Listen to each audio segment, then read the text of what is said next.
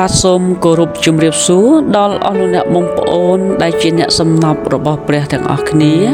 ខ្ញុំបាទសាមយូអែលនៅថ្ងៃនេះសូមបានដកស្រង់នៅអត្ថបទព្រះគម្ពីរម៉ាថាយចំពោះ6ខ9ដល់ខ13អស់លោកអ្នកបងប្អូនជាទីស្រឡាញ់រាប់អាននេះគឺជាសេចក្តីបង្រៀនអំពីសេចក្តីអធិដ្ឋានព្រះម្ចាស់បានបង្រៀនដល់អស់លោកអ្នកបងប្អូនដែលជាគ្រីស្ទបរិស័ទក៏ដូចជាអ្នកដែលជឿទៅលើព្រះអង្គបានចេះនៅក្នុងការដែលអធិដ្ឋាននៅក្នុងបទគម្ពីរបានបង្រៀនយើងដូច្នេះយើងនឹងបានចូលមកហើយនឹងអានជាមួយគ្នាអស់លោកអ្នកបងប្អូនអាចបានបើកទៅក្នុងព្រះគម្ពីរម៉ាថាយចំពោះ6ខ9ដល់ខ13ខ9ដូច្នេះចូលអធិដ្ឋានបែបយ៉ាងនេះវិញថាអោព្រះវរបិតានៃយើងខ្ញុំដែលគង់នៅស្ថានសួគ៌អើយសូមឲ្យព្រះនាមទ្រង់បានបរិសុទ្ធសូមឲ្យរាជទ្រង់បានមកដល់សូមឲ្យព្រះហឫទ័យទ្រង់បានសម្រេចនៅផែនដីដូចនៅស្ថានសួគ៌ដែរសូមប្រទានអាហារដែលយើងខ្ញុំត្រូវការនៅថ្ងៃនេះសូមអត់ទោសសេចក្តីកំហុសរបស់យើងខ្ញុំដូចជាយើងខ្ញុំបានអត់ទោសដល់អស់អ្នកដែលធ្វើខុសនឹងយើងខ្ញុំដែរសូមគំនុំយើងខ្ញុំទៅក្នុងសេចក្តីល្បួងឡើយតែសូមប្រោះឲ្យយើងខ្ញុំរួចពីសេចក្តីអាក្រក់វិញត្បិតរាជប្រជាស្ដានិងសេរីល្អជារបស់ផងទ្រង់នៅអស់កលជានិច្ចអាមែនបាទអស់លោកអ្នកបងប្អូនជាទីស្រឡាញ់នៅក្នុងអត្ថបទព្រះគម្ពីរនៅថ្ងៃនេះគឺនិយាយអំពីរបៀបនៃការអធិដ្ឋានដូច្នេះនេះគឺជាការអធិដ្ឋានមួយដែលព្រះបានបង្រៀនដល់យើងរាល់គ្នានៅក្នុងសប្តាហ៍មុនសិស្ស Sunday School របស់ខ្ញុំគាត់អាយុទើបតែនឹង11 12ឆ្នាំហើយគាត់មកសួរខ្ញុំហើយសួរខ្ញុំថាតើយើងអធិដ្ឋានយ៉ាងដូចម្ដេចនៅពេលនោះខ្ញុំបានប្រាប់គាត់ថារបៀបដែលខ្ញុំបានអធិដ្ឋានគឺទី1គឺយើងបានស្រែកហៅឈ្មោះទៅឯព្រះវរបិតា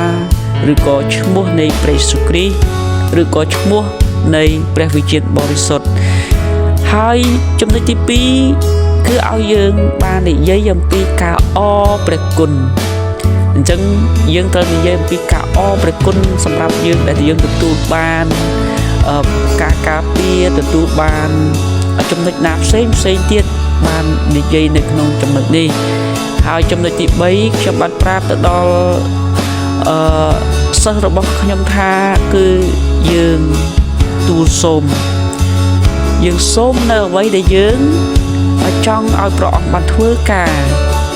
ហើយយើងប្រាប់អំពីទុក្ខលំបាករបស់យើងហើយយើងសូមឲ្យទ្រង់បានជួយដល់យើងដូច្នេះចំណុចទី4គឺយើងដាច់ខាតត្រូវតែបញ្ចប់ដោយពាក្យថាអាមែនបានន័យថាគឺយើងយល់ព្រមតាមអ្វីដែលយើងបានអធិដ្ឋានហ្នឹងហើយសូមឲ្យព្រះអង្គបានសម្រេចការងារហ្នឹងនេះគឺជារបៀបដែលខ្ញុំបានអធិដ្ឋានហើយរបៀបនៃការអធិដ្ឋានមានផ្សេងគ្នាប៉ុន្តែអ្វីនេះដែលខ្ញុំបានលើកឡើងនេះគឺជាអ្វីដែលជាបទពិសោធន៍ដែលខ្ញុំបានធ្វើវាដូច្នេះអរលោកអ្នកបងប្អូនការដែលយើងអធិដ្ឋានគឺយើងអធិដ្ឋានបែបគំរូរបស់ព្រះយេស៊ូវគ្រីស្ទនៅក្នុងព្រះគម្ពីរម៉ាថាយចំពោះ6ខ9ដល់ខ13អញ្ចឹងដូច្នេះសូមអរលោកអ្នកបងប្អូនបានរៀននៅក្នុងការដែលអធិដ្ឋានប៉ុន្តែខ្ញុំបានមើលឃើញថាមានមនុស្សជាច្រើននៅពេលដែលអធិដ្ឋានហាក់បីដូចជាមិនមែនអធិដ្ឋានសម្រាប់ការដែលឲ្យព្រះអង្គជួយនោះទេដើម្បីឲ្យព្រះអង្គធ្វើការនោះទេប៉ុន្តែអ្នកខ្លះបានអធិដ្ឋានបែបលក្ខណៈបង្គាប់បញ្ជាទៅដល់ព្រះទៅវិញអរលោកអ្នកបងប្អូនការដែលអធិដ្ឋានទៅកាន់ព្រះអង្គយើងមានសិទ្ធិនៅក្នុងការដែលទទួលគ្រប់ទាំងបន្ទុកទទួលគ្រប់ទាំងបញ្ហាទៅកាន់ព្រះអង្គប៉ុន្តែយើងមិនអាច បង្គាប់បញ្ជាឲ្យព្រះធ្វើការទាំងអស់នោះសម្រាប់យើងបានទេហេតុអ្វីបានជាខ្ញុំនិយាយដូច្នេះអរលោកបងប្អូនអរលោកបងប្អូនតើយើងគឺជាអ្វីយើងគ្រាន់តែជាកូនរបស់ទ្រង់តែប៉ុណ្ណោះយើងមិនមានសិទ្ធិនៅក្នុងការដែលបង្គាប់បញ្ជាទៅកាន់ព្រះនៃយើងបានទេ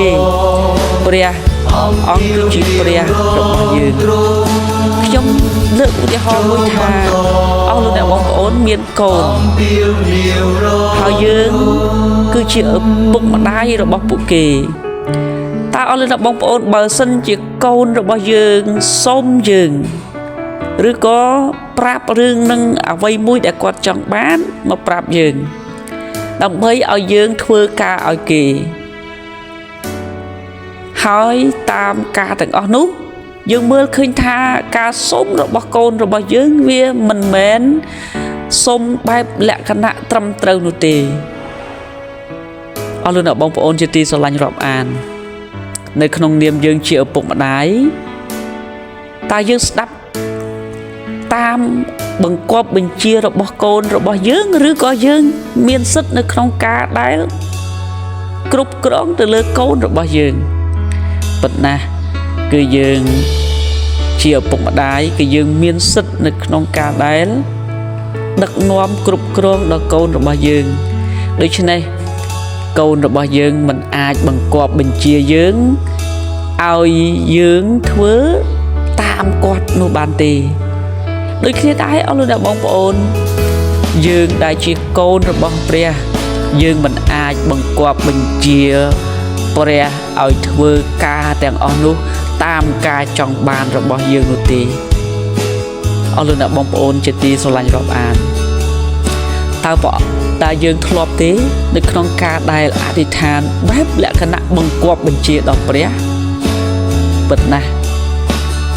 ការដែលខ្ញុំទទួលជឿលើព្រះអង្គមុនដំបូងខ្ញុំក៏បានអធិដ្ឋានបែបយ៉ាងដូចនេះដែរដូច្នេះបងប្អូនជាទីស្រឡាញ់រាប់អានការដែលយើងអធិដ្ឋានទៅកាន់ព្រះអង្គយើងមិនមែនអធិដ្ឋានឬក៏យើងទូលប្រាប់គ្រប់ទាំងកិច្ចការរបស់យើងហើយយើងបែបលក្ខណៈបង្គាប់បញ្ជាព្រះអង្គឲ្យស្ដាប់តាមយើងនោះទេដូច្នេះសូមឲ្យអស់លោកអ្នកបងប្អូនបានដឹងថាអ្នកដែលមិនមែនជាគ្រីស្ទបរិស័ទនៅពេលដែលគេធ្វើអ្វីមួយគឺគេតែងតែដាក់លក្ខខណ្ឌជាមួយនឹងព្រះរបស់គេបានន័យថាបើសិនជាព្រះរបស់គេជួយគេនឹងផ្ដល់អ្វីមួយទៅដល់ព្រះរបស់គេវិញប៉ុន្តែអស់លោកអ្នកបងប្អូនដែលជាគ្រីស្ទបរិស័ទមិនអាចធ្វើដូច្នេះបានទេយើងមិនមានលក្ខខណ្ឌគ្រប់គ្រាន់ដើម្បីទៅបង្គាប់បញ្ជាដល់ព្រះរបស់យើងនោះទេយើងគ្មានអំណាចគ្មានសិទ្ធិអ្វីដែលអាចទៅបង្គាប់បញ្ជាដល់ព្រះរបស់យើងទេដូច្នេះអស់លោកអ្នកបងប្អូនយើងជាគ្រីស្ទបរិស័ទយើងត្រូវចាំថាព្រះអង្គគឺជាព្រះរបស់យើងព្រះអង្គជាស្ដេចរបស់យើងព្រះអង្គមានអំណាចលើយើងមិនមែនមានន័យថាយើងមានអំណាចទៅបង្គាប់បញ្ជាព្រះអង្គបាននោះទេសូមកុំឲ្យយើងធ្វើដូចជាអ្នកដែលមិនជឿធ្វើដូចជាអ្នកមិនជឿនោះឡើយដូច្នេះការដែលអធិដ្ឋានគឺជាការដែលទំនាក់ទំនងទៅកាន់ព្រះអង្គការដែលអធិដ្ឋានគឺជាការអរព្រះគុណទៅកាន់ព្រះអង្គការអធិដ្ឋានគឺជាការប្រាប់រឿងនិងទុក្ខលំបាករបស់យើងទៅកាន់ព្រះអង្គប៉ុន្តែយើងគ្មានសិទ្ធិឲ្យព្រះអង្គធ្វើការនោះសម្រាប់យើងនោះទេប៉ុន្តែព្រះអង្គបានប្រាប់យើងហើយថានៅពេលណាដែលយើងអធិដ្ឋានព្រះអង្គមិនដែលភ្លេចឬក៏រលាវឬក៏បែរប្រភ័ក្រចេញនោះទេអរលោកអ្នកបងប្អូនជាទីស្រឡាញ់រាប់អាននៅក្នុងព្រះគម្ពីរម៉ាថាយដដែលអរលោកអ្នកបងប្អូនមានចាំទេថានៅក្នុងខគម្ពីរមួយបានបង្ហាញយើង គឺម៉ាថាយចំពុក7ខ7ចូលសូមនោះតែងនឹងឲ្យមកអ្នកចូលរកនោះតែងនឹងឃើញចូលគោះនោះតែងនឹងបើកឲ្យអ្នកត្បិតអ្នកណាដែលសូមនោះរមែងបានអ្នកណាដែលរកនោះរមែងឃើញហើយនឹងបើកឲ្យអ្នកណាដែលគោះដែរអរលោកអ្នកបងប្អូនជាទីស្រឡាញ់របស់ព្រះអង្គចង់ឲ្យយើងនិយាយទៅកាន់ព្រះអង្គនៅអ្វីដែលយើងចង់បានឲ្យព្រះអង្គជួយដល់យើងដូច្នេះយើងមានសិទ្ធិទូលប្រាប់គ្រប់អ្វីដែលយើងចង់បានប៉ុន្តែសូមឲ្យយើងបានចាំថាការធ្វើការទាំងអស់នោះ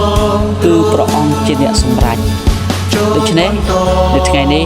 សូមអរលោកអ្នកបងប្អូនបានរៀនអធិដ្ឋានទៅកាន់ព្រះអង្គហើយសូមបានចាំថាយើងជាកូនរបស់ព្រះអង្គយើងគ្មានសិទ្ធិនៅក្នុងការដែលបង្គាប់បញ្ជាទៅដល់ព្រះដើម្បីនឹងធ្វើការទាំងអស់នោះសម្រាប់យើងនោះទេប៉ុន្តែព្រះអង្គត្រូវការឲ្យបងប្អូនទូលអង្វរទៅកាន់ព្រះអង្គនឹងជួយអរលោកអ្នកបងប្អូនហើយចម្លើយទាំងប៉ុន្មានឬក៏ការដែលព្រះអង្គធ្វើគឺតាមព្រះハរតីរបស់ទ្រង់ព្រះអង្គចង់ធ្វើការនោះសម្រាប់យើងឬព្រះអង្គមិនទាន់ឆ្លើយតបការនោះសម្រាប់យើងសូមឲ្យយើងគ្រាន់តែបន្តនៅក្នុងការដែលអធិដ្ឋានអាមែនសូមឲ្យអរលោកអ្នកបងប្អូនបានរៀនសូត្រអំពីអត្ថបទព្រះគម្ពីរនេះហើយនៅពេលនេះនៅពេលដែលលោកអ្នកបងប្អូនបានអធិដ្ឋានសូមឲ្យយើងបានចាំថាយើងតូចទាបយើងគឺជាមនុស្សដែលព្រះអង្គបង្កើតយើងមិនអាចនៅក្នុងការដែលបង្គាប់បញ្ជាព្រះឲ្យធ្វើការសម្រាប់យើងបានទេសូមឲ្យព្រះបានប្រទានពរអាមែន